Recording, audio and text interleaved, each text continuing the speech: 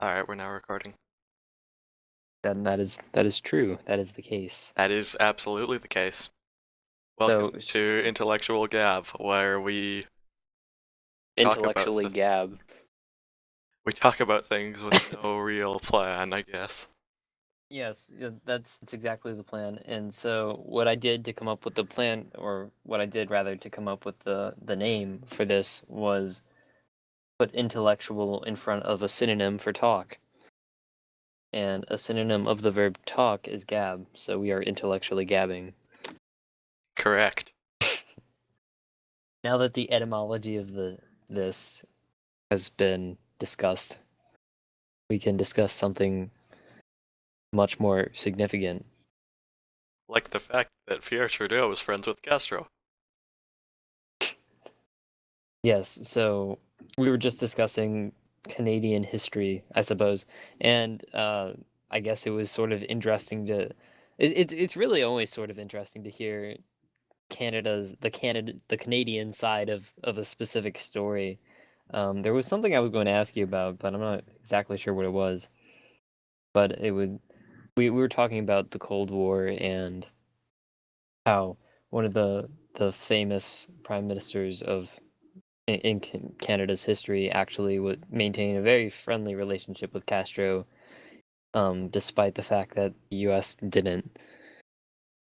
This also happened to be one of the Canadian prime ministers who I believe did not have a very good relationship with the US president of the time.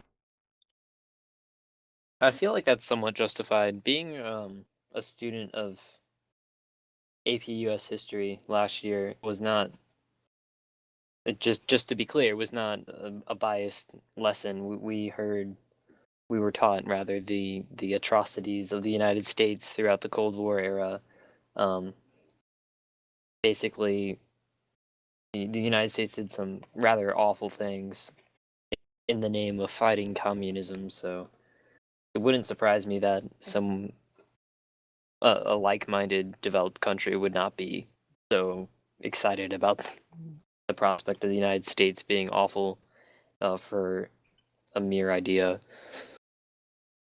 That has been the situation, and I mean now more than I feel like at this point, um, Canada is kind of the 51st state of the US, but at that point in the Cold War, there was still a certain amount of distance between Canada and the US. Now, at that point, how controlled by Britain was Canada? Was it as it is now, or was It it was less as it is now, independent? yeah. Okay. When It did was, when this did was, sorry, go ahead. when did that the current state of the Canadian government in relation to the British government, when did that start? It kind of incrementally started, like, during at the beginning of the First World War, it was just a complete British colony. And after that, it slowly incrementally became more and more independent because it was part of the British Empire at the start of the First World War, and then of course after that World War, all all the world's emperors basically fell, or at least emperors as they were at that, or all the world's empires rather basically fell, or at least empires as they were at that time.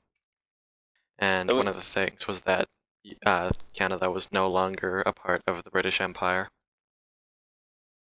now, when you guys are learning about that sort of that change in the history of Canada's government, are you do Woodrow Wilson's, I think it was a 14-point plan for World War One, did that ever come up?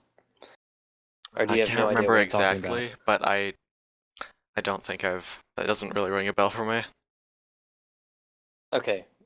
That's I just think it's sort of interesting because one of the points that Woodrow Wilson brought up was autonomy for basically elements of the empire. So like a de-imperialization of Africa and I guess Canada to an extent was sort of something he pushed for, and I guess it in a way came true because the Ottoman Empire split up and Canada became more independent. and Africa Austria-Hungary was died. Austria-Hungary. Man, do you have this feeling sometimes when you think about great empires, which you desire for them to have continued past the point that they did? Nope. I mean, okay, maybe I'm just weird for thinking that. It's almost sort of like wishing that a tornado would happen or something, or it just like wondering about the experience of a natural disaster or a powerful empire. But I guess that's just a thought that I have. Huh. I mean, if there is a powerful empire in the world, you're in it right now. I really don't believe that there is a powerful empire in the world. Maybe that's very ignorant, I but mean, for me, I feel like the US and its followers, to some extent, almost are empire-like. sure, but it's not like the United States is an ultimate lead of No. all of the nations. I think it's the I don't know. United. I feel like the US probably has the most influence of any in international affairs of any country in the world, and certainly tends to have the most involvement. I think that that's true, but the amount of influence the United States has, at least as I see it, um, is really a lot. Its influence has decreased quite a bit from what it was in, say, the Cold War. That probably is true as well. I don't know if that's sort of like, I don't know if that's sort of an American centric viewpoint. I feel like it could be because, like I said about the Cold War, um, we weren't, they didn't refuse to teach us about the atrocities America made and stuff. But one thing that we never really went into is developed capitalist countries opposing the United States in any way. So I wonder if that's just something we kind of glossed over because we were trying to focus more on American history than global history, or if it's something that no one really thought about in America because it's America's primary focus was on its ideology and not opposition to its ideology or the executing of that ideology. So I don't, or maybe as I view it as correct. I don't know. I think that's sort of interesting. That bias that maybe is totally unintentional, but could very well exist. I feel like I Yeah, just went on quite a tangent, but it's all good. That's probably bound to happen in this series a lot. I'm not really sure how to respond to that though. I mean, from my perspective as an outsider, it feels like America is, well, along with some emerging powers, um, has by far the greatest influence worldwide anyway. well, what do you think those emerging powers are? I'm just sort of curious.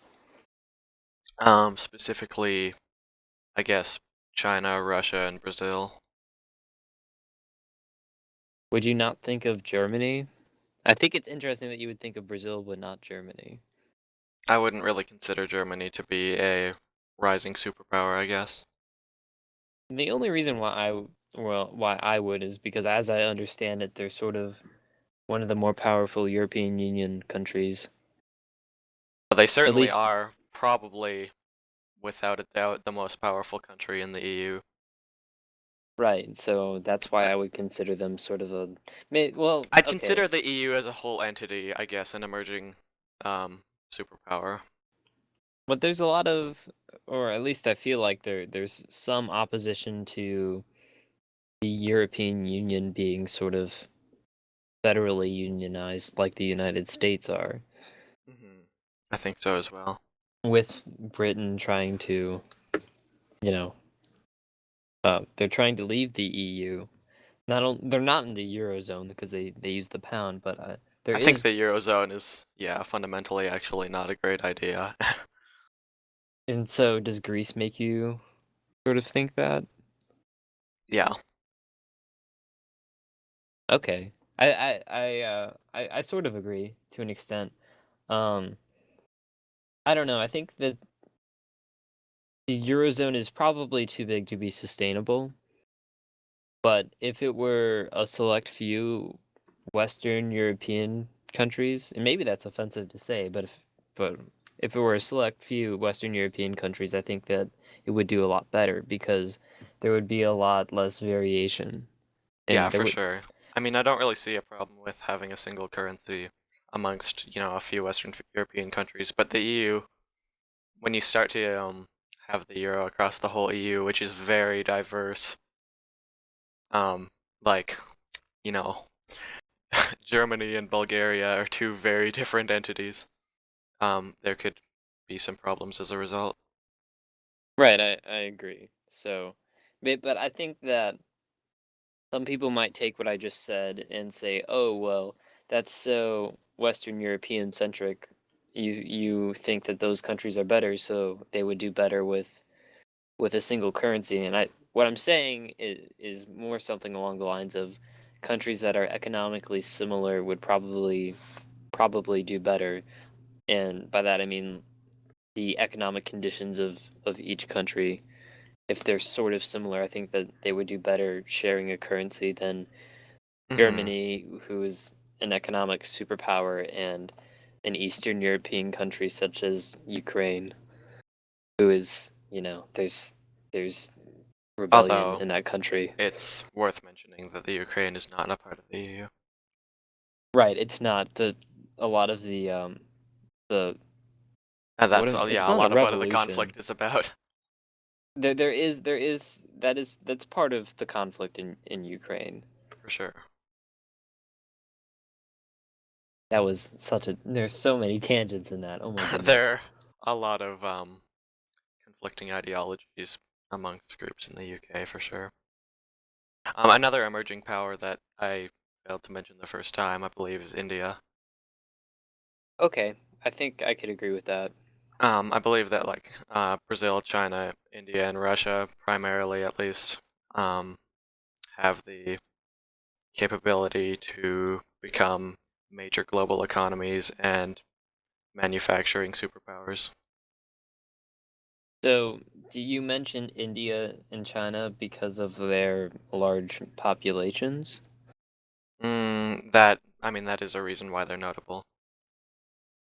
Okay, but you wouldn't say that's the sole reason. No. Okay. This is all being pulled from a Wikipedia article that I read a while back because I just read on Wikipedia once in a while. Um, I'll find the article for you so you can scrutinize what I'm saying. Oh, really? That's interesting. That there's a Wikipedia page dedicated to emerging power. That's what it's called. Yeah, yeah, and also it mentions that places like Mexico and Turkey have the capability to, or have the potential rather to become essentially um, like great powers in the world, and that's probably because of their industrialization that's going on. I think that on that list of potentially emerging powers, Turkey is on that list along with Mexico, like you said, and also Iran. That's interesting. But I think that Turkey is quite an interesting thing to list there, and one of the many reasons probably that Turkey could be on that list, is that it's sort of the Hollywood of East Asia, I guess. What Yeah, do you mean by that? not well, not East Asia, I guess. Central Asia. Basically, like very East Europe slash very Yes, West Asia, yes. because part The of Turkey, it's transcontinental. yes, yeah. It's sort of Turkey is at least barely, but um, I think that's really interesting. That Turkey, what I mean by like the Hollywood of the countries that surround it, it makes quite a few television shows for that area. And the television shows, the way that they're produced, they some of them will only last up to 2 weeks because it's very centered upon how they do ratings wise. So, but it's an industry that's consumed by many countries of that area, and I think that having that sort of ability, maybe although it's not like a not an ability that the Turkish government is executing, or like one person is executing in Turkey, but having that amount of cultural influence is, I think, um, a way to constitute as an emerging power, potentially. There's probably lots of other reasons why it would be on that list too, but I think that that's potentially cause for it to be on that list. I was not really familiar with the entertainment industry in Turkey, actually, myself. So I'm that's I interesting that you've pulled that, I that you've brought that up.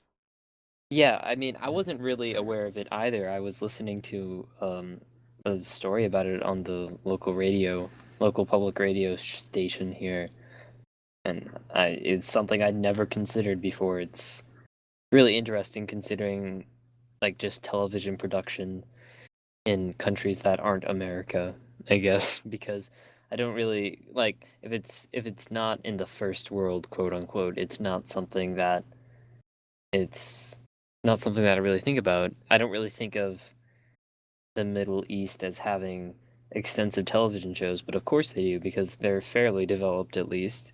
And I was just gonna say Turkey could very arguably be yeah, considered by a most to be first first world. world. Yeah, yeah.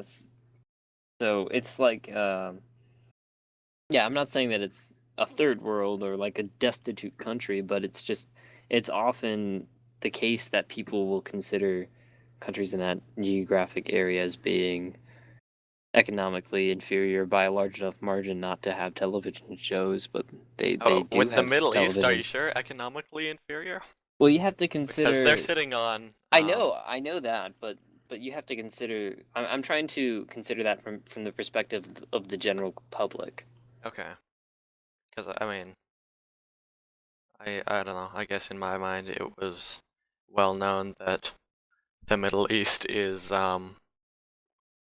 where the resources are and where the Well, it's economy, and where you can see that in Qatar and Saudi Arabia I and the mean, Emirates. let's be honest though. It's where the oil is, not where all of the resources are Yeah, rather but also the oil is the resource that is important. really important right now. Yeah, of course, but I wonder about the economic diversity of those areas because I feel like there's areas like Qatar, who are which are very visibly affluent, but then I feel like there's areas right outside that just are totally impoverished. I feel like there's probably monopolization of oil industries in those areas, and there's probably economically disparaging areas. I think Probably, that most likely. because if you don't have access to the oil industry or the money that it can make you, then you really don't have those resources. Yeah, for sure. In Like you place don't have that like affluence. a place like Iran, for example, I guess comes to mind, I don't really where know a lot about Iran, but continue. uh, I don't really know all that much either. I just know that they're sitting on large reserves of oil and could probably potentially, become developed like Saudi Arabia or whatnot. But that isn't the case, probably due to monopolization of the oil industry. I know. I feel like it's the case that I'm not exactly certain, but from what I understand, at least some countries in the Middle East have nationalized the oil industries, and so their citizens receive payments from the government, like reverse taxes. I don't know if that's true or not, but do you think I'm just pulling that from thin air, or is that a concept you've heard about? It's not something that I'm familiar with, but I am not really knowledgeable enough on the topic to give any insight. Okay then. So, to sort of transition, I guess. From what I understand, I haven't really asked you a lot about it, but you're doing field work for a local university as a summer internship. hmm it hasn't really Is been much field work, although we do some field work, but primarily it's just a research project that we're working on within the university. so is this a paid internship that you work at? Yeah, it's essentially a full-time job. Okay, it doesn't pay well. It pays just over minimum wage, Okay, kind of like my part-time job. except, I mean, of course, the main thing is that it's a lot more enjoyable than working in the service/retail industry like I did last year and like you do right now. Yeah, and in fact, I didn't really realize it when I was scheduling this meeting, but I had an 8-hour shift today beforehand, so I'm sort of drained Ouch. from that. Yeah, I work 8-hour shifts every day well, every weekday, so I know the feel. So what kind of work do you end up doing for this research facility? Do you just kind of do the proper paperwork, or do you actually participate in analyzing stool samples of owl, for example? Essentially, my entire job is analyzing stool samples of bears. Okay, So, so y- there's a process that we go through. Essentially, the project we're working on is that we are, with an absurdly large sample size, trying to determine whether predation by bears on moose calves is a reason for the declining moose population in British Columbia. So essentially, what we do is uh, one of the one of the field biologists comes in with a whole bunch of samples of bear excrement, which we then process. We save half and freeze it so that DNA work can be done on it later. And then we take the other half and autoclave it, which essentially kills any living organisms within it, making it safe for us to work with. And then we wash it through a sieve to just kind of get out the really main fine stuff that we don't care to look at. And then once it's dried and everything, we have to go through each individual sample to search for hairs and bone fragments, which at that point we analyze to determine whether it was a moose that passed through that bear. okay, that's really interesting. So have you guys come across a sample rather that has indicated that the bear ate a creature which it would normally not eat?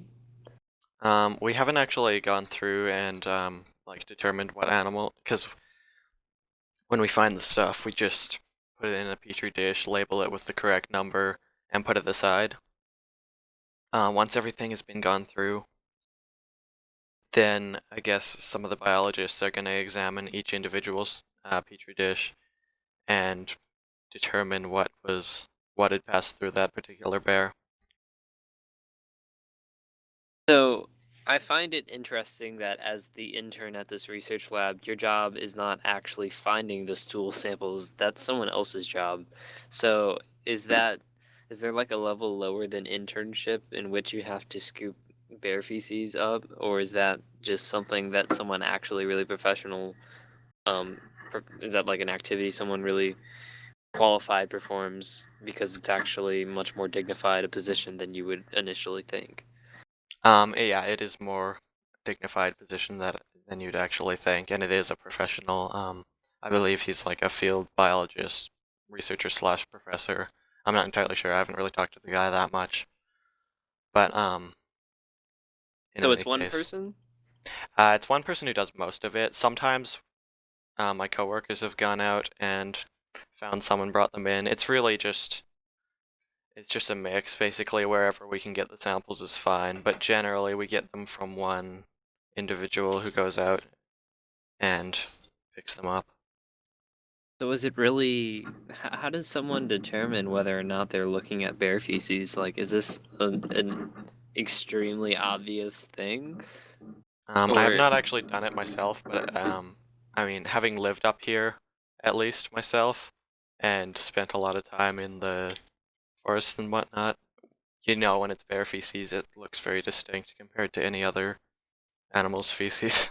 really? Okay, that's really weird. I mean, at least it's weird to me. You have to realize I've been raised outside of really large metropolitan areas, like in suburbs, my entire life, and Hmm. the only thing that's really constituted as a forest is like a tree line that the subdivision developers left in for the aesthetic purposes. So I'm not really I've explored forests. I can probably count on one hand how many times I've actually explored a forest in my local area, and I can count on I can't recall a time that I found a specific, really distinctive sort of feces that I knew immediately belonged to a certain animal in the area. Like, that's just not an experience I've had as a child. I can't imagine uh, wild animals are very common in those metropolitan areas you speak of, though. No, they're probably not like rabbits are pretty common. I guess that is something I can say.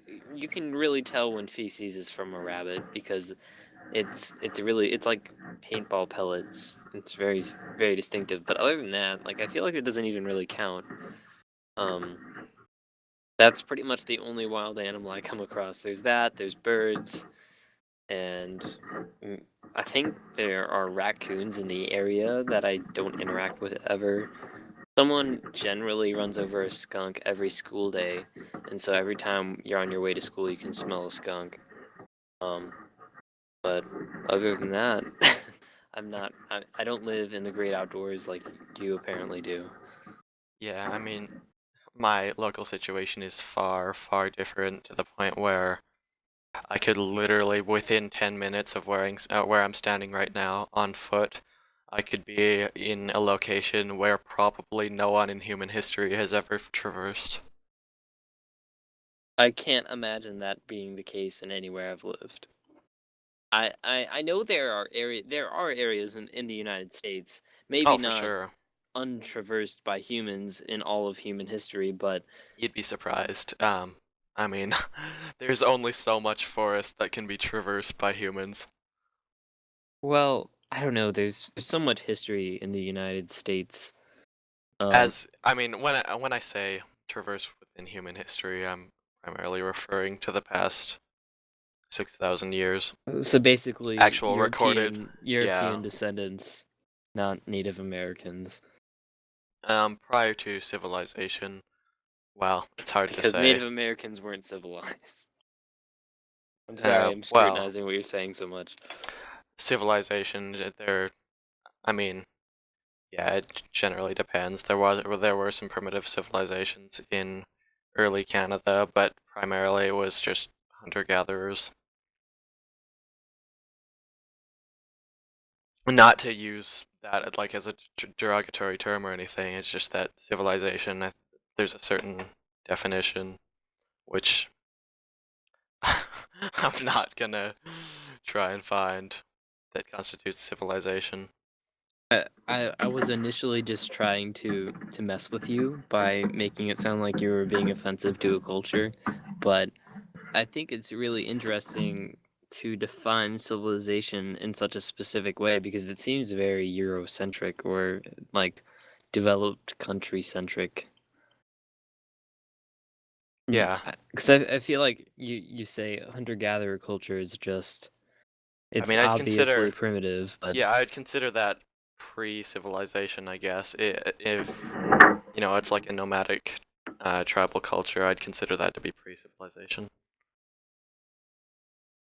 see, but at the same time, I feel like nomadic or hunter gatherer civilization has the potential to be as complex as some I don't know, some cultures that you would consider civilized Oh, throughout again, history. I wouldn't really say that hunter-gatherer would necessarily be less complex. Um, but Okay, according to Wikipedia, a civilization is any complex society characterized by urban development, social stratification, symbolic communication forms, typically writing systems, and a perceived separation and domination over the natural environment. And I believe like a hunter-gatherer society doesn't really meet those characteristics. Okay. I feel like, for the record, I am just playing devil's advocate here. No, I I'm just totally doing understand. a It's thought interesting to exercise. consider. I think though, maybe if you don't define something as civilized, to say that something isn't civilized based on that definition of civilization is almost an insult, just inherently, even though it may very well not be an insult. Like something can be fairly complex, like notably complex, but not meet the requirements to be a civilization, and still also not be just insultingly Right. considered insultingly primitive, I guess. Yeah, okay, fair enough. And to be fair, there were pre-European civilizations in Canada, but then a lot of Canada was also just devoid of civilization and was run by a lot of, hunter-gatherers and whatnot. For those unfamiliar with Canada, it snows 24/7. It's always below 0 degrees Celsius, and Canadians themselves actually cannot exist in a room that is um, heated to above 0 degrees Celsius because they will melt, and it's very detrimental to their health. Usually, you can't recover from it. This is all true, and I appreciate that you're bringing attention to this. Just not everyone is familiar with Canada and its extremely diverse, um, or extremely divergent lifestyle from that of a United States citizen. I mean, it's just almost different in every single respect. Anyway, before we went off on the civilization tangent, what were we talking about? Oh, right, the fact that I can walk outside and be in the middle of nowhere, essentially. Which you described as an area traversed by no one in human history. That might be a bit of hyperbole, but then there very well may be situations where I could walk through an area that had never been traversed. It's really hard to say, especially based on the fact that our knowledge of history, well, our knowledge of North American history does not go back very far. Because of a lack of written record, for starters. Yeah, exactly. So then that sort of makes me think, okay, so whenever you actually do traverse, like, to backtrack a little bit, whenever you think about the idea of traversing an area that no man has ever explored, it sounds like this extraordinary, amazing experience that's unique and must be just the most enthralling thing you can do in your life. But it's actually just you walking around in a forest rather, aimlessly, just Yeah, looking it's for bear poop. So it's just more foliage. it's not very exciting. It's not as exciting or romanticized as it's sort of made out to be. Right. Okay then. Yeah, I really enjoyed the job a lot. Well, backtracking a lot more. I really enjoy what I do. Also, big reasons I enjoy the job is that it isn't shift work. I just work essentially straight days, 8:30 a.m. to 5 p.m., which is really nice because shift work is terrible. So what do you mean by shift work? Like, is it just the mere ability for you to have your own hours that I'm makes you I'd be happy if I were locked into like an 8:30 a.m. to 5:30 p.m. schedule every day. Basically, what I consider straight days is like just a very set schedule that's the same every week. Oh, okay. So unlike working in a grocery store where they just change it every day or every Mm. week rather, it's like not inconsistent rather. I was really unhappy with inconsistent lifestyle of um, working at the grocery store. Now, I think that, and this is something sort of interesting. We both can say that we work for grocery stores, and you could probably complain as much as you'd like about your part-time job and name the specific company even, but I actually don't think I can technically. I believe I've signed a couple agreements that would prevent me from doing so publicly. Huh, that's actually really interesting.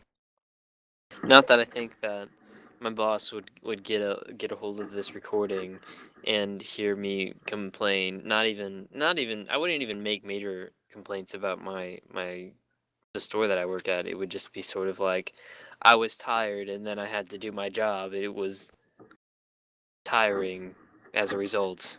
So it's not a fundamental complaint or anything, but um, I find it hard to believe that my boss would care. But technically, I would be breaking a sort of non-disclosure agreement, so I guess I shouldn't list the company.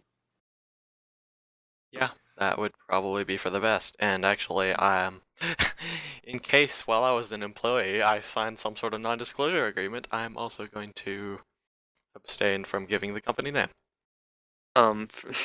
Also for the record, I don't remember the name of the company you worked for. It's pretty generic. Yeah, that's what I remember. I remember that it's really generic. Oh, I remember what it is now. Now it's just at the tip of my tongue, but I can't say it. How about you? Do you remember which one I worked for? Yep, Oh, you remember? Wow, that's really interesting because I don't really think it's sort of unique. I remember. Okay, well, here's what I'm going to do. I'm going to type the name of your company in the chat, and you're going to type the name of my company in the chat. I don't And then we actually know will, how to spell the name of your company, but I'll do my best. and I could be entirely wrong about the name of your company, but we're about to find out. Yeah, you're spot on. All right. That's a really interesting way to spell that. That's I not have no how. idea how that's spelled. But okay. That's that's okay. All right. Um What is the size of your company? It's because the name of it is so generic. Is it just something that's in the local area or just something in British Columbia or British Columbia, Alberta, and a bit of a bit of Saskatchewan, if you're familiar with those Canadian provinces, which I'm sure you are. Yeah, I am. I'm generally aware of the Canadian provinces and their locations. Although I'd I, imagine that many listening to this would not be. oh yeah, that's true. So Basically, it's the the three southwestern provinces. look at a map. The company that I work for, I don't even they it's a really weird company. It's one of the largest um grocers on the I almost said on the planet, but in the United States. And they have locations in the Northwest and in the Tennessee area where I live, and they have locations in the Ohio River Valley as well. Um, they don't have locations in St. Louis, which is where the rest of my family lives. So I don't know. It's sort of scattered about, and they own all kinds of different grocery stores that go by a different name, but ultimately report to the same company. Yeah, okay, that's similar to another chain around here. Also, I just looked up the place where you worked, and what's actually really interesting to me is that we were a part of the same union, which represented both US and Canada. I actually have not joined that union. Oh, interesting. Okay. Yeah, I opted out of it because I'm too cheap to give up ten Union dollars of my dues. paycheck a week. I can't Yeah, remember exactly what the situation was, but I don't think I had the option um to opt out of the union. I'm not entirely sure. really. It's been a while. Maybe I did. The state that I work at, um, unions aren't exactly the state that I live in and work at, I suppose unions aren't generally, um, they're not received very well. I suppose it's not the most popular thing. Um, so I guess it's really easy for the company to make it optional. I have no idea how unions are perceived in Canada or whether it's like regionally different. I'm not really sure either, but I'd imagine that unions are well perceived amongst ridings um, who primarily support like the left-wing Socialist Party, whereas the riding I'm in generally supports the right-wing Conservative Party, and I'd imagine as a result of that, those people are against unions. So what happens when e- everyone is still fleeing from the Conservative Party at this point, aren't they? What exactly do you mean by that? In your country, that is, isn't everyone sort of turning away from the Conservative Party? Yeah, I believe quite a lot are, although it's really hard for me to say until election day, which is October 19th. Okay, so it's not blatantly obvious that that party's become unpopular, or is that I mean, it has become obvious just from a lot of people myself and my family has talked to. I guess I'll go ahead and say that my dad is running for the liberal candidate for my riding,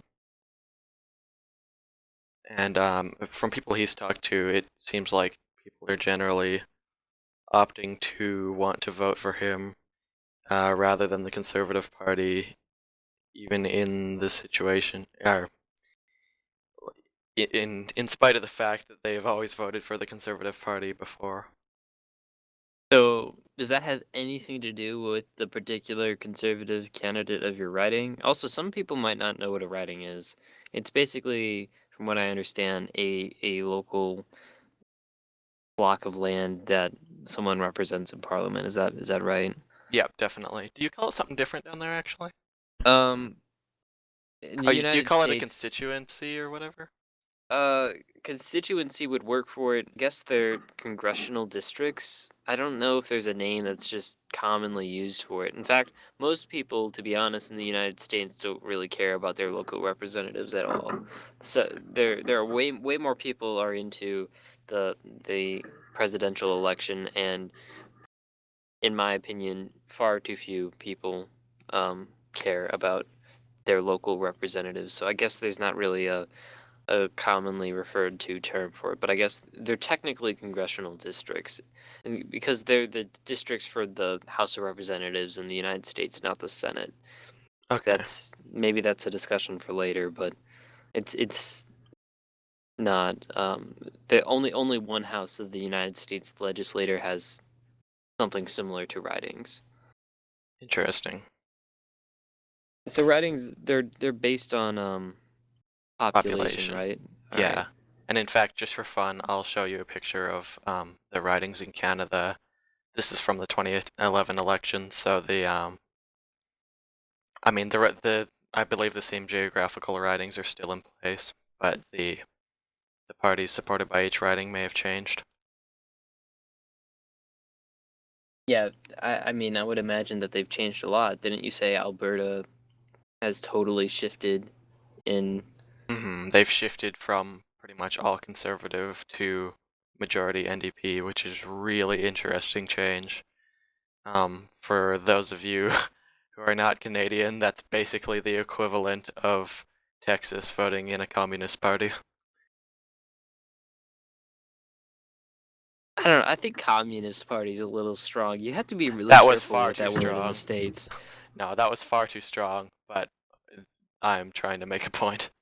It would be like, um, it would be like the state of Texas suddenly supporting Hillary Clinton wholeheartedly. Right. For those who understand the context. That's yeah, there's a bit of hyperbole in what I was saying, but you notice But it's that um sorry to cut you off there. In this map, uh, there's not a whole heck of a lot of red in the 2011 one. You notice in this map that only you and I can see. Maybe I'll put it up on screen if we release this on YouTube, and then also maybe I'll just forget. Probably the latter. Most likely. Although now, just to spite you, I'm gonna make sure I put it in. So let's see. We have, what are the territories? You have Yukon Territory, Northwest Territory, and then there's something And else. Nunavut. Yeah, that's right. Nunavut, is that the most central one, like the one that borders the Hudson Bay? Yes. Okay. And that was actually just created in 1999. Prior to that, it was all part of Northwest Territories. Right, I remember that. So, how many people live there? Like 6, 7? What are we talking? Basically, few enough where it's all one riding. It's very, very sparsely populated because it's basically an Arctic wasteland. Basically. So I wonder how people vote in Nunavut. I wonder, like, usually in local elections, at least in the United States, like I said, they're very very sparsely participated in. So if that's the case in Nunavut, like if there are 10 people in Nunavut, only 2 participate in the election. I believe that all these ridings on the map here have approximately the same number of the same population, although the territories may be an exception because obviously, like, you have to have a the boundaries of a riding cannot overstep the boundaries of a province. Yeah, that's what I was thinking. So even though they're referred to as the territories, are they considered a province? Like, do they have a provincial government?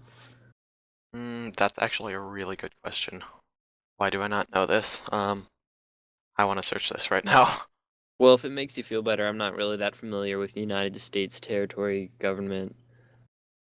I know that they have a local government, like Puerto Rico, for example, or I believe Guam is a U.S. territory. Why Puerto Rico isn't a state yet, by the way, I'm not sure. That's sort of odd. We're the tangents today are just all over the place, but that's okay. Yeah, I'm pretty familiar with Puerto Rico and the fact that it's not a state, but it essentially is the 51st state. But there are quite a few rights that the citizens of Puerto Rico miss out on because they're not in a state. Um, yeah. So there is a certain amount of government in the territories. But I believe they're considered territories mainly because just the population is so low and the area is pretty much uninhabitable. well, someone lives there, so a Yeah. lot of. I mean, that the Yukon territory is right next to Alaska, so I mean, it must be somewhat inhabitable. Also, though, Alaska is pretty much well, I mean, the thing is that Alaska is only really populated along the coast Yeah, because of the that's something I coastal was climate, thinking about. and all of this is primarily inland, so it's not very habitable. Well, what about the Hudson Bay? Is the coast of that sort of habitable? I guess you've I'd never imagine it been. would be. I've never been to any of the territories, and most haven't. In the same way, I've never been to all 50 states by far, so, not I've that. actually only been to 3 provinces, so, not doing too well there. Let's see, how many states have I been to? I'll get back to you on that. I've been to quite a lot of states. Actually, that should be something we talk about in a bit, is how many states and countries we've been to. I think I've been to six states. It's pretty not impressive. Well, I guess I've been to 7, 8. There. I'm Okay. about a fifth of the way. Just under a fifth of all of the states. I guess to start, I've never left the United States, which is unfortunate. I've actually only recently, only as of July, I believe, left the Central Time Zone, which is the time zone that I live in. So as far as traveling, I'm not really keen on that. I've lived in around the St. Louis area most of my life, but and then I've moved around 8 different states just for jobs. So I don't really have a lot to say here. I think that it's I lived in Wisconsin, I lived in Illinois. I changed elementary schools 5 times, so I feel like there's a lot of stories I could talk about there, or just comparing education in, you know, Rockford, Illinois, to St. Louis or to Memphis, which is where I currently live.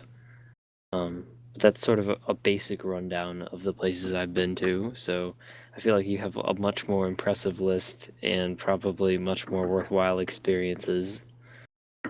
It's hard to say. I mean, I've lived in the exact same place all my life, with the only exception being one move where I changed streets. Um, but I'm actually really big on travel and I've done a lot of travel throughout my life and really enjoy it and have plans to continue traveling through a lot of various countries over the next few years. In any case, as far as Canada goes, I've only been to British Columbia, Alberta, and Ontario, which is two provinces, well, three provinces. Yeah, I guess I could say three provinces east of where I am. Well, Um, isn't there Saskatchewan in between those? well, okay, what I should say is that there are three other provinces between British Columbia and Ontario. Okay. Um, I've been to the United States a lot as well. I'm actually a US citizen, so I'm a dual citizen. Uh, And uh, really? yeah, That's something I didn't know. Why are you a U.S. citizen? Just because you can be? essentially because I can be. My dad was born in the US, and through some sort of channel, I was able to get a US citizenship. And I think my parents just wanted me to have that, so that if at any given point I wanted to live in the United States or, study in the United States or whatever, I'd be free to do so.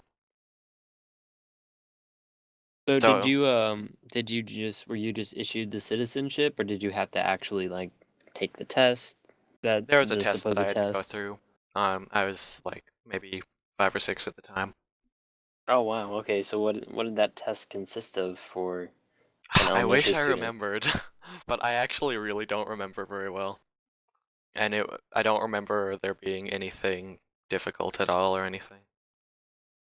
Because from what I understand, if you're an adult and you are migrating from another country, there's quite an extensive sort of history thing. Not super extensive. We would both be able to pass it, but I feel like there are a few people who are naturally born citizens, so naturalized citizens in the United States who would fail that test. So it has some sort of difficulty to it, but I guess, if you're 5 or 6, I guess they give you some leeway if your father is from the United States. Yeah, I believe I just bypassed that. Maybe there wasn't a test. Maybe you're just I'm they not had to. entirely sure. I actually can't remember. I mean, I remember vaguely back that far, but I don't remember the technicalities of the test or anything. Okay. Um, I've spent a decent amount of time in the States, most notably California, where I've probably spent well over a year of my life, probably over 2 years of my life in California, because, well, during the winter we used to migrate down there for a few months, and then when I started to get into higher levels of school, that kind of stopped being a thing, and then we just started going down there for a week or two. But anyway, I've spent quite a bit of time in California. I've spent a decent amount of time in Washington because my family on my dad's side all lives in Walla Walla, Washington. If anyone's familiar with that, it's a relatively small town. Aside from that, I've spent very small amounts of time in Idaho, Oregon, Nevada, and Arizona, I believe. That's it. And then also, I've taken a holiday to Florida before. Wow, that's quite the travel history. I say I'm quite jealous. My most notable travel experience, I guess, was when I was in 7th grade, my dad and I went backpacking in eastern Mexico for a month, and we didn't leave the country of Mexico at all. We just stayed in. I believe we were in the Yucatan province of Mexico. Is it provinces or states? I believe it's states. We were in the Yucatan state of Mexico for the entirety of the trip, but we What? Wow. backpacked around and saw that. So that was kind of the thing that introduced me to backpacking. And maybe in a future episode, I'll talk about my backpacking plans for next year. That's something that I'm pretty curious about because I don't even know about them. Okay. Have I not told you? You told me that you told me basically what you just said. I plan on backpacking someday in Europe. Okay, yeah, next summer I have very extensive plans for backpacking. But Um, yeah, aside from that, I've been to a few very small island nations. I've been to the Bahamas. Um, I've been to the British Virgin Islands. And then I've been to both Saint Martin and Saint Martin, which, if you're not familiar, it's basically one island that was colonized by both the Dutch and French. And I've been to both sides of that, but I'm not entirely sure whether um, I believe that one of them is considered an independent nation, and one of them is still in the. Well, I know that the Dutch side is in the Kingdom of the Netherlands, and if you live there, you are a citizen of the Netherlands, and therefore a citizen of the European Union. Let me actually search that up. wow, my mouth is I'm just gaping with amazement. Like I just never thought that you traveled that much. That's quite amazing. Yeah, I've done a lot of traveling. Saint Martin is an island country in the European, so it's a constituent country of the Kingdom of the Netherlands. So I guess that counts as a country. And then collectivity of Saint Martin um, is a overseas collectivity of France. So I'm not really sure. I guess that really can't be considered a country. So they both have ties to They both the have tie. Yeah, they're both essentially colonies. okay. Not that they're anything like colonies were back in the day. No, no. But I believe if you live in either of them, you have either a French or Dutch EU passport, depending on which side you're on, and you're a full European Union citizen. So you can freely travel about all of Europe then. That's Yeah, pretty interesting. yeah, it is interesting. How is the US Canadian border, by the way? How is traveling across that? What is that like if you're driving by car for example? It's not too bad. There's usually a lineup. Um, and I don't know, I feel like over, well, the past while, security is tightened, I guess. But it's not too bad. You just asked a bunch of questions, and they ask to see your passport and whatnot, but it's not really a big deal. Although I don't really honestly feel that there's much of a need to have a border between Canada and the US. I don't really see why we don't just adopt a Schengen area type thing like what's in Europe. But also, I'm not very educated on the topic. It's So, sort of a touchy topic too, so yeah. just be careful. But I get. so you do have Is to it a have a touchy passport. topic, actually? Yeah, it sort of is. It, this might be entirely incorrect, but from what I understand, the terrorists who executed the 9/11 plot came in through Canada.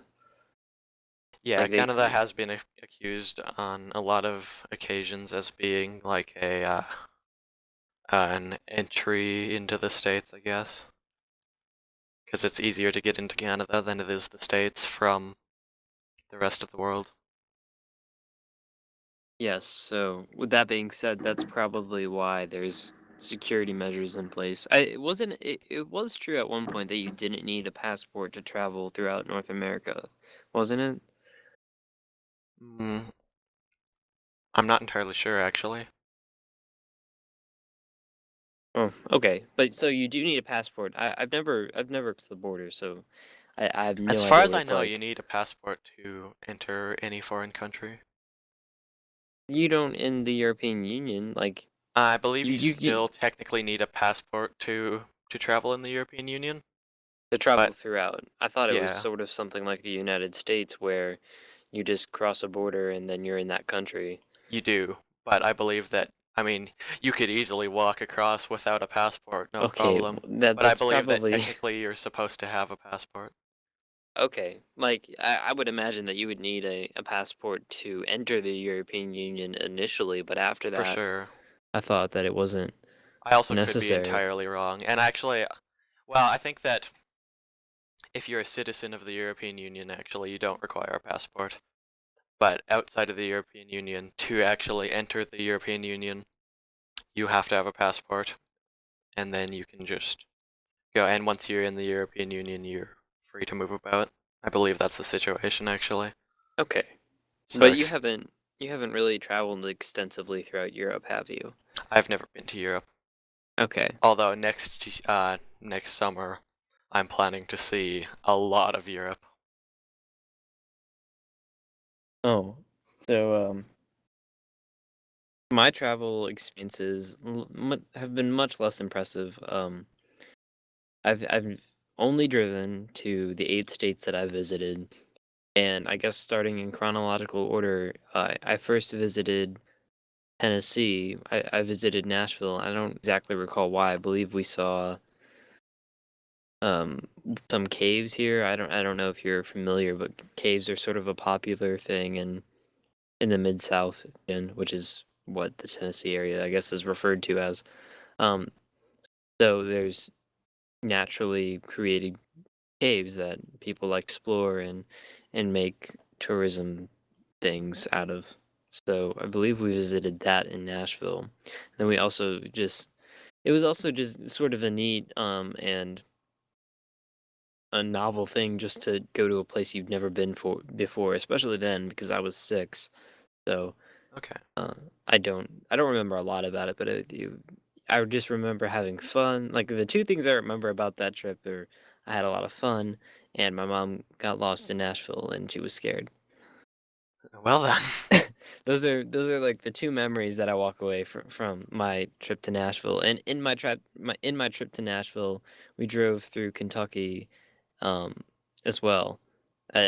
You might not be totally familiar with the geography of the United States, but someone else listening might be, so I have a map pulled up on my screen right now. okay. Yeah, we did drive through Kentucky at one point. I think just for the fun of driving. But that's not really I don't remember how the drive went at all. That was close to 12 years ago, so Actually, out of curiosity, have you ever flown before? no, I was gonna bring that up. I've never Okay. flown before, so I don't know what that's like either. I'm pretty sure I've at least flown somewhere throughout every year in my life, which is, well, maybe not when I was like 2 or 3, but pretty much most years I've at least flown somewhere, which is interesting. Although to be Really? fair, you pretty much have to fly to get out of where I am. It's a long drive to get Out of the anywhere. middle of nowhere Yeah. I mean, where you can drive to everyone Vancouver, but that takes a really long time. And in fact, when we want to go to Vancouver, a lot of the time we'll elect just to fly because really? Wow. a 9 hour car drive is not the most desirable thing. I guess wow. I mean, I guess that's right. I guess um usually you don't think of Canada being as large as it is. It is the second largest country. But everything just must be a lot more spread out than you'd think. It's very spread out. And in fact, like if you see the map of the ridings that I showed you, as you go north, the ridings just get bigger and bigger and bigger, and that's representative of what the population is like. Right. In fact, I'm going to Oh show wow. you a picture of a region in Canada. Yeah, well, I'll but for put I'll put this on screen if I remember to as well once I okay, find it. but for me, everything that I've been to, like the greater Chicago area, for example, that's always been a car ride away. I mean, 6 hour car ride, but it, it- it's still a car ride away. Um, if you see that green region that's there in that picture, there are more people in that green region in Canada than there are outside of the green region. Well then, So, that does make a lot of sense though, like mhm, historically speaking, at least. yeah, St. Lawrence River area. Um, so I did bring up just then traveling to the greater Chicago area. That was for a job transfer my dad had. So I lived in that area for a while, and the thing that was unique about that area, I guess, as unique as traveling to a slightly different place in the United States can be, at least, is that there was just more snow, and it would snow, and you know what this is like because you live in Canada, but it would snow and then it would stop snowing and then it wouldn't melt and then it would snow again and then the snow would pile up from the last snow, and that's just an experience You that have no idea. I have no idea about, You and so have that was no freaking idea.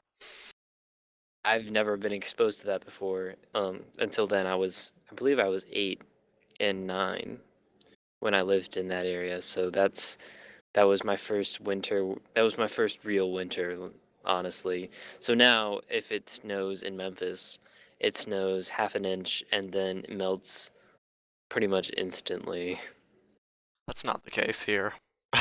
When it snows, it stays until spring. And Yeah, spring usually means like at least April or May. that was almost the case where I lived, except it did melt sooner than that. I would imagine also that the piling up of snow was not at all as extensive.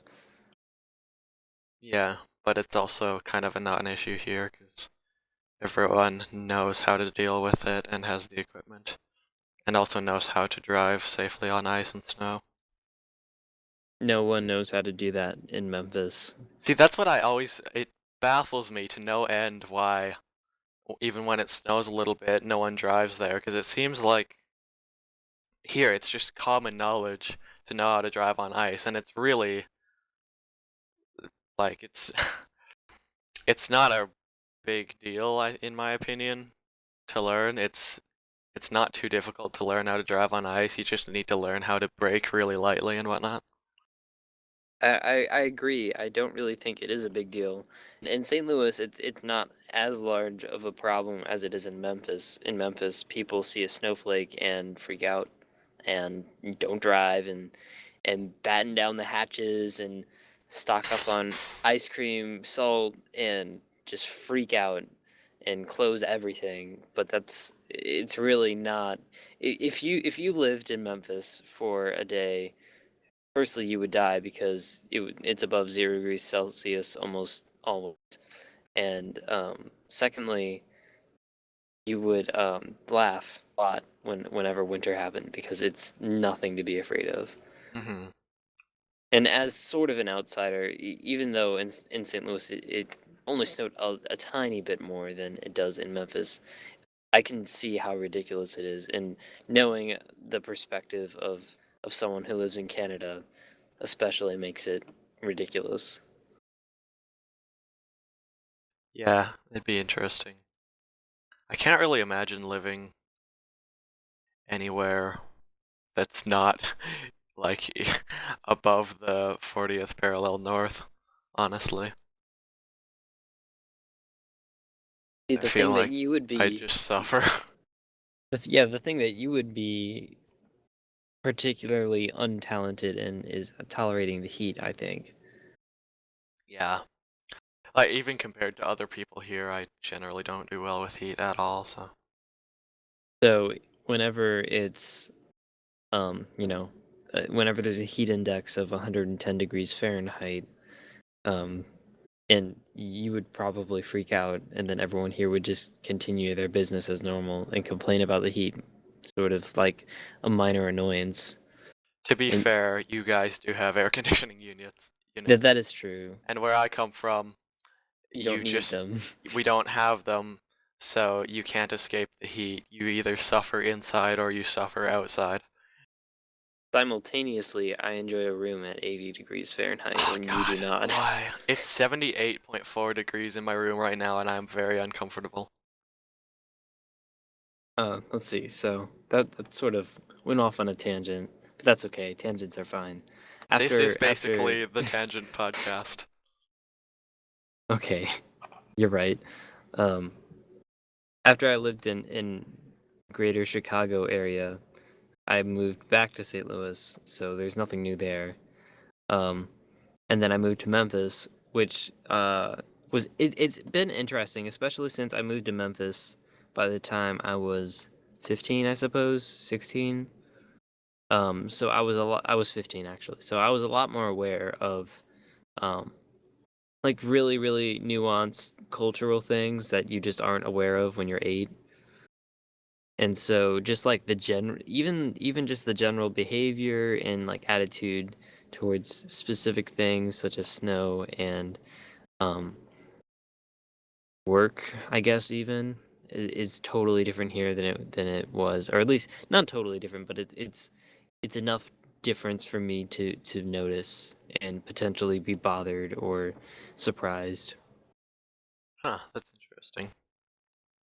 Um, so traveling to Ohio and Arkansas, which are the other states I've been to, I went to Arkansas a couple times because, well, you have to drive through Arkansas to get to Tennessee.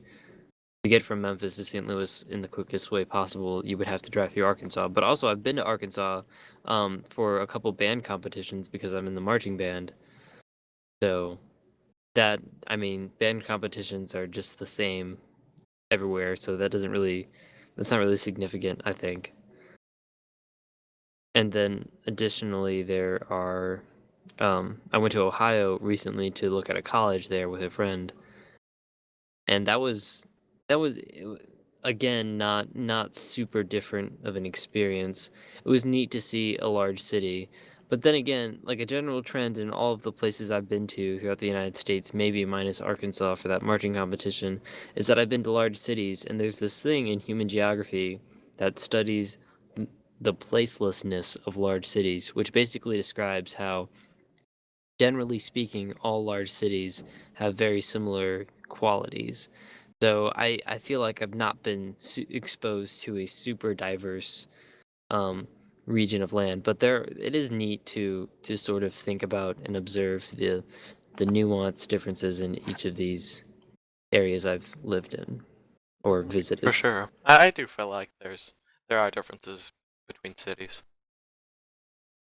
Yeah, I mean there's obviously some differences, like in Tokyo, Japan, they they're different because I mean, where do you even begin? Like Well, the sure. buildings are different, the But languages are even different. there's a big difference between San Francisco and Seattle, just like going off cities that I've been to, I guess. Well, okay. Yeah, I mean, it does depend on when the city was built and such, but there are general trends There are between definitely cities, general trends, but you can always observe differences enough where it's especially always interesting to visit new ones. yeah, especially when it comes to like suburban lifestyle, which is basically what I've been raised in. Hmm.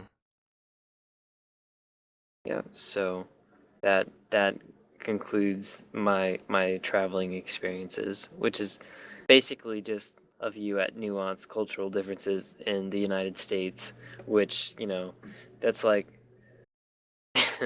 it's like do you remember that one time in which you told me about naming, I don't even know what it's called, like naming the different geographical regions of New Zealand, I believe. What It's was just sort what of was that? irrelevant. Like that one map that I labeled for. Yes. Yeah. Yeah, so I mean, maybe it's totally something you just wouldn't think about if you don't live in either Canada or the United States, or even if you live in Canada. Because it's just kind of like there's the United States. I think of the United States in three basic regions: the East, the West, the South. Okay. Well, I don't, but I'm just saying that might be like a I popular feel like viewpoint. there are large differences between those regions. So I mean, generalizations have to be made because there are too many places to learn about. But at the same time, there are really, really nuanced differences in about each of these places that are interesting to at least hear about. For sure, yeah. So that's how I spin my pitiful travel list. It's It's a learning interesting to experience. see the US anyway. The U.S. itself its nuanced differences are really quite interesting. Yeah, I'd like to, I don't know, I guess see more of the US now that I'm older and more capable of, you know, taking it in, I guess, because most of my actual traveling throughout the US had been when I was younger. And it was only to that one state, it sounds like. Well, no, Uh, actually, that's incorrect. well, I mean, Never mind. yeah, I've been around the western United States a fair bit, but going to Florida, which is kind of a satellite state of the western United States in my mind somehow. A satellite state. Wow. It is nothing like the West. I can't believe you just said that. Really? Okay, No, well, I mean, like, I guess I was a lot younger, but the really touristy Miami type area where I was just felt very, okay, very that's western. fair. That's another placelessness thing. Like tourism is very similar, despite the location being different. Yeah. Yeah, it felt very California-esque almost. There were beaches in Florida and California. They're the same place, basically. Exactly. Spot on. You know, one thing that we didn't do is introduce ourselves. We should do that. Maybe we should put this at the Like beginning of the we were recording. just like, hey, let's talk about Let's talk about Castro, politics guys. and Fidel Castro.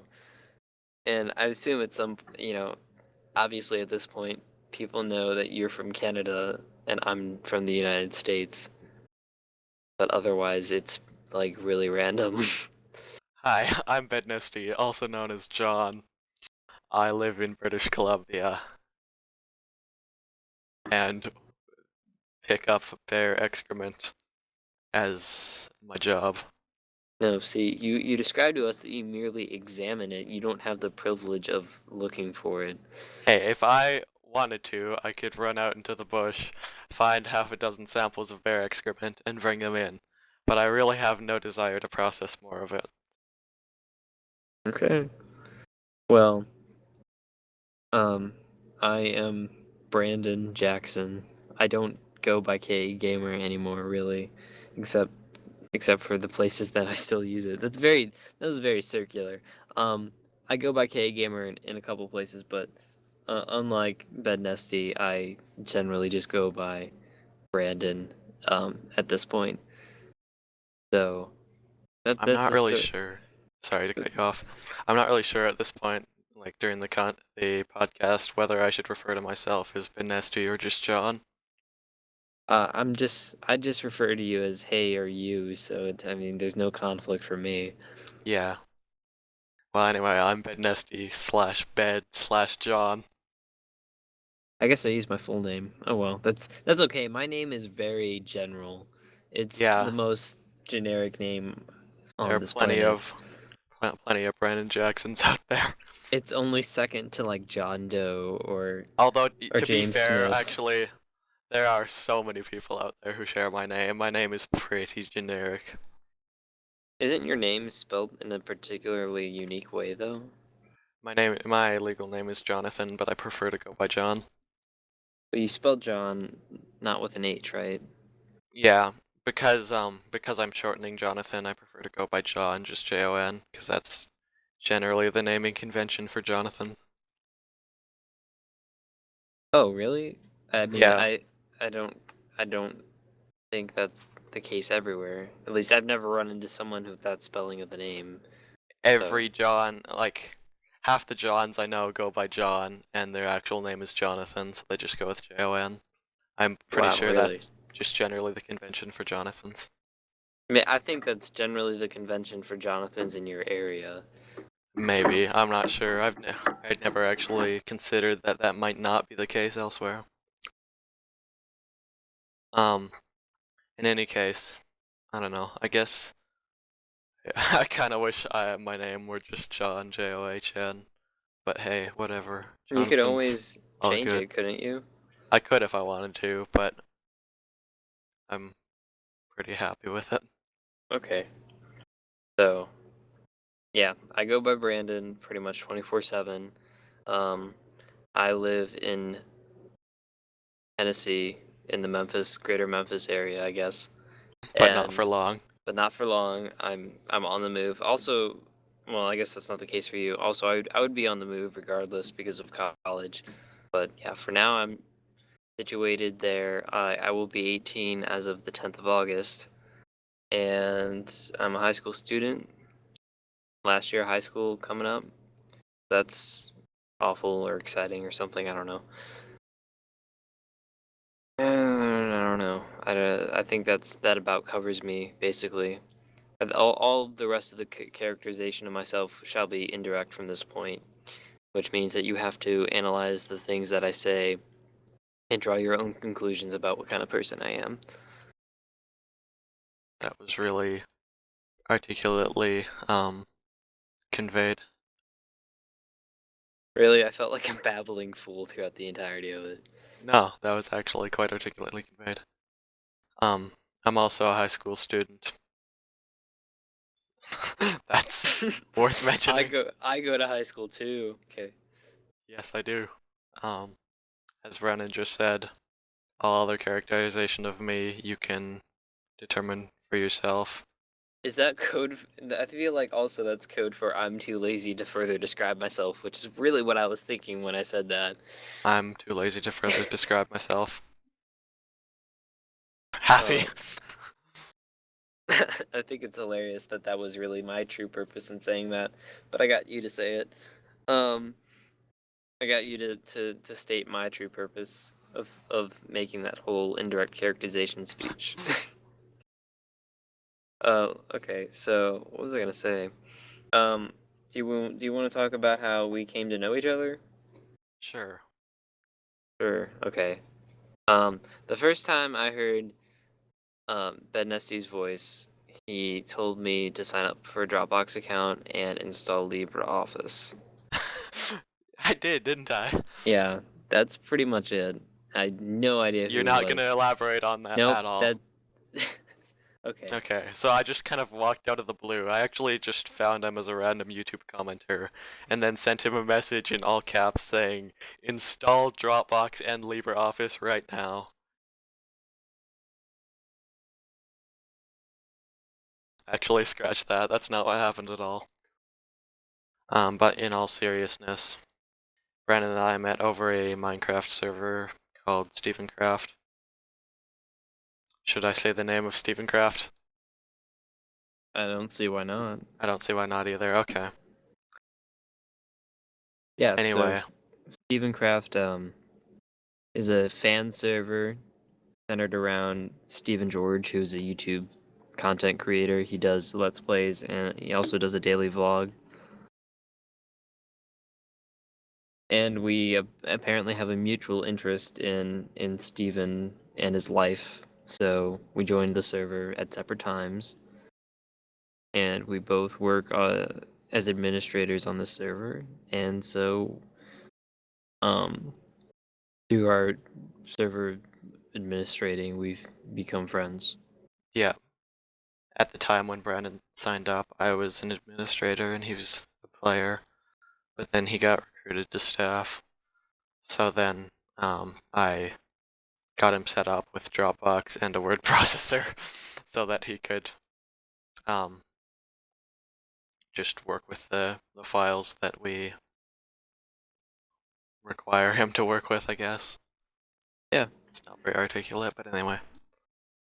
Before I was working with, yeah, for the record, I did have a word processor. It was like a generic Microsoft word processing thing Microsoft that, Works processor or whatever. yeah, it was Works. It was Microsoft Works. I Okay, don't understand it's a why terrible there's, processor.